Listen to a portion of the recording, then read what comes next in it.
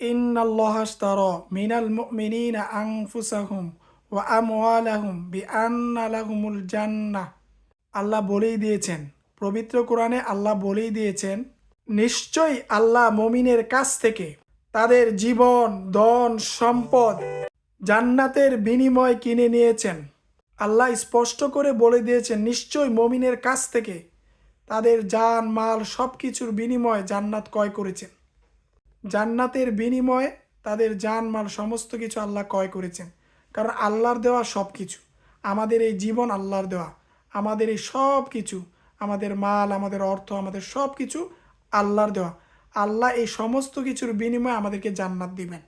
আর এই দুনিয়াটা আমাদের জন্য একটা পরীক্ষা। এই যতটুকু সময় আমরা বেঁচে থাকব, এটা যেন আল্লাহর জন্য হয়। এবং আমরা যেমন মরে যাব, আমাদের এই মরে যাওয়াটা যেন আল্লাহর সন্তুষ্টির উপরই যেন আমরা মরতে পারি। এটাই একজন মমিনের উদ্দেশ্য থাকবে, এটাই একজন মমিনের মাকসাদ থাকবে। প্রত্যেকটা মমিনের এই আশাই থাকবে যেন আল্লাহ আমাদের প্রতিটা সময়, প্রতিটা মুহূর্ত, প্রতিটা কাজ, প্রতিটা কর্ম, আমাদের সব কিছু যেন আল্লাহ আপনার জন্য আমরা যেন করতে পারি।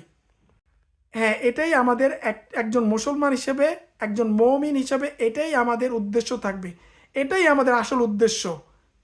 যদি আমরা এই উদ্দেশ্য আমরা চলতে পারি, এই উদ্দেশ্য যদি আমাদের অন্তরে আমরা রাখতে পারি, এই নিয়ত যদি আমরা করতে পারি যে আমরা প্রতিটা মুহূর্ত হবে আল্লাহর জন্য এবং আমাদের সব কিছু আল্লাহর জন্য হবে, তাহলে আমরা সফল, আর আমাদের ঠিকানা হবে চিরস্থায়ী জান্নাত। আমাদের ঠিকানা হবে চিরস্থায়ী জান্নাত, জান্নাতুল ফেরদাউস। উলাইকা হুমুল ওয়ারিসুন। আমরা হব জান্নাতের উত্তরাধিকার, আমরা হব জান্নাতের মালিক। আল্লাযীনা ইয়ারিসুন আল ফেরদাউস। এবং জান্নাতুল ফেরদাউস হবে আমাদের গন্তব্য। সুশীতল ছায়া, শান্তিময় স্থান হবে আমাদের ঠিকানা। চিরস্থায়ী জান্নাত হবে আমাদের ঠিকানা। মৃত্যুর পরেই আমরা সেই জান্নাতে প্রবেশ করব। হুম ফিহা খালিদুন। সেখানে আমরা চিরস্থায়ী হয়ে যাব। সেখান থেকে আমরা কোনো দিন আর আসবো না। সেখানে আমাদের মৃত্যু হবে না, সেখানে আমাদের কোনো দুঃখ নেই, সেখানে আমাদের কোনো কোনো কিছুর অভাব থাকবে না। সেই জান্নাত আল্লাহ আমাদেরকে দিতে চায়, শুধুমাত্র আমাদের জান, মাল, এই সমস্ত কিছু যদি আমরা আল্লাহর পথে ব্যয় করতে পারি। আর এই জান, মাল সব কিছু আল্লাহর দেওয়া। আর আল্লাহর দেওয়া এই জান, মাল আল্লাহর রাস্তায় ব্যয় করবো না, কোথায় ব্যয় করব। এই জন্য আল্লাহর জন্য সব কিছু করেন।